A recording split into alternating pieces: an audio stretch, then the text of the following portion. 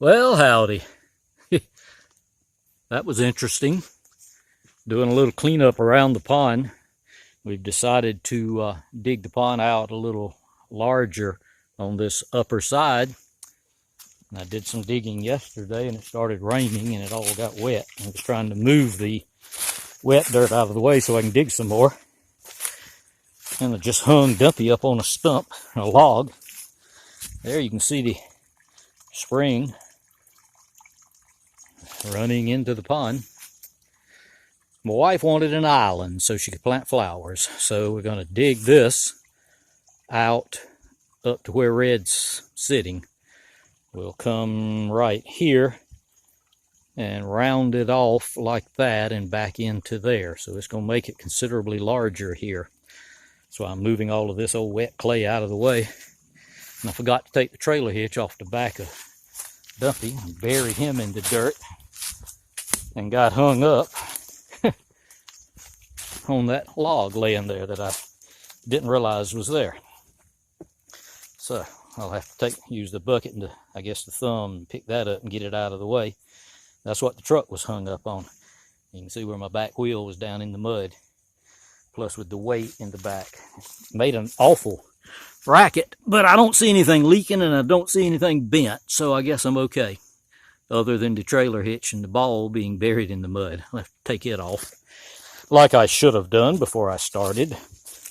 But thought someone might enjoy seeing the little Japanese mini truck getting loaded by the Harbor Freight trencher. Yep, muffler's still on it and everything's still working. So I guess it was the spring. Probably the spring there was what was hung up, would be my guess, with the weight in the back. I see where the gas tank drug in the mud, but no damage. At least none showing up yet. Oh yeah, there's the trailer hitch under all the mud. So that's what we're doing. Now, I'm going to load up some more here, but I won't bore you with all of that. Just thought you might like to have a little gander. And what I do, for any of you who have one of these towable trenchers, if you're thinking about a mini truck or a UTV or anything and you want to load it, the way I do it the easiest is when I shut down, I put my bucket up in the air where I'm going to be loading. So now I'll just back the truck right up and underneath to where this bucket is pretty much centered with the back of the truck. And then I'll know I'm good and I can go back to digging and I'll dig up the rest of this red clay. And boy, it's heavy. That's wet and heavy. That's a heavy load. But I'll dig it up, load it in there and haul it over there and dump it. And then I'll get back to increasing the size of the pond. I've got 200 Shellcracker ordered. They'll be in about 3 weeks. So I'm trying to get the rest of this done before they get here. So we'll go right about where that rock is. We'll go out and around and back over to where I've got it sloped right there. I'm going to put a post across those two trees right there. Get a maybe a 4x6 post and bolt it to those two trees and hang a swing. Thought that'd be a nice place to sit on a hot summer day and swing and fish and watch the grandkids fish. So I've had several people ask about the concrete bags, how they work for a spillway. You can see we're about 8 bags high, 10 bags high, I believe.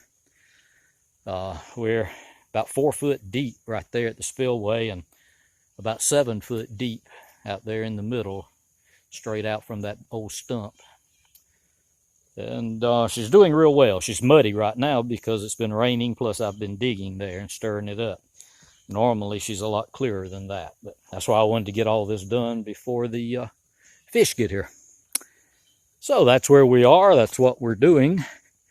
And I'm using and abusing the little Japanese mini truck and getting the Harbor Freight trencher dirty. So, heck, that's what they're for. So, I appreciate you visiting us here on the Double M Farm. And I look forward to talking to you again real soon.